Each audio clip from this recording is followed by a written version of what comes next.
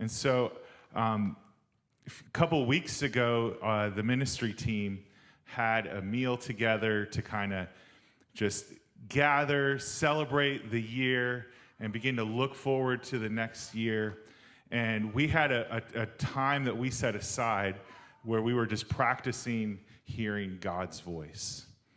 And I'm sitting there praying, and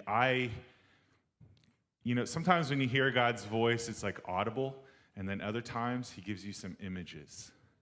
And I'm not like a super imaginative kind of person. I don't see images all the time. And so when they show up, they stand out to me. And so as I'm sitting there, I picture a wave cresting in my mind. It's kind of a grayish, like, wave, the kind that you'd probably surf on. I've never surfed, but it's that kind of wave. And I'm like, that's interesting. And I was sitting there asking the Lord, well, what is that? What are you trying to tell me, Lord? And then a moment later, I got another image. And I don't know if you've seen Japanese art depicting a tsunami, but that was the next image that popped into my mind. And so there's two different waves, one that you could ride on and one that is incredibly devastating. And I was kind of hesitant to share the word with the rest of the team as we were there, because you kind of want to give positive words, at least maybe that's my gut. Like, how do we give these kind of words that seem kind of heavy, maybe? And so I was like, you know what? I just need to trust the Lord. It's what he gave me. And so I shared it with the rest of the team, and I didn't have an interpretation for these images. And so I shared it, and I asked, I don't know if anyone else has a specific interpretation, if there was words the Lord was giving you that might fit this.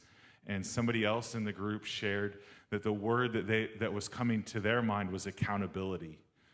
And, it seemed kind of interesting. And, maybe the word was for somebody in the room. Maybe it was for us as a church. But as the weeks have kind of gone by, I've realized that the word was really for me.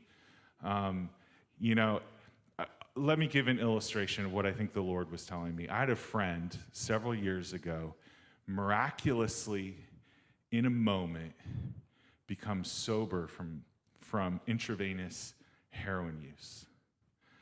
And he got on a bus and he went to New York Teen Challenge, and he was clean for 6 months. And then after 6 months, he began to fall back into his drug use. There was so much more that needed to be built on than just being clean, life practices, learning how to trust the Lord, right? In other words, we can be saved in a miraculous moment. We can have the Spirit of God show up in a powerful way. We can experience the grace of God in ongoing ways in a season of hurt. But then we've also got to learn how to ride the wave of the Spirit. And that word was for me. A long season of rest and healing and recovery. And the Lord was just showing up and saying, where you were and what you did in that season isn't what I want for the next season. And God is literally, there were some things that God was working in my heart, convicting me about, that I was really overwhelmed by. I felt hopeless and discouraged. Like, December was really overwhelming. I felt hopeless. And I just, in a moment, prayed to God, would you change me? And, it's my wife's testimony to share, but God has just brought radical change in my life in the last 2 weeks. Just in response to those prayers and just those words, those encouragements. Okay, I was gracious to you in this season. There was ways that you couldn't perform in certain things. But now you need to take that grace and begin to walk. And so I would encourage you, first off, this is God's story, not mine. He is a good God, amen?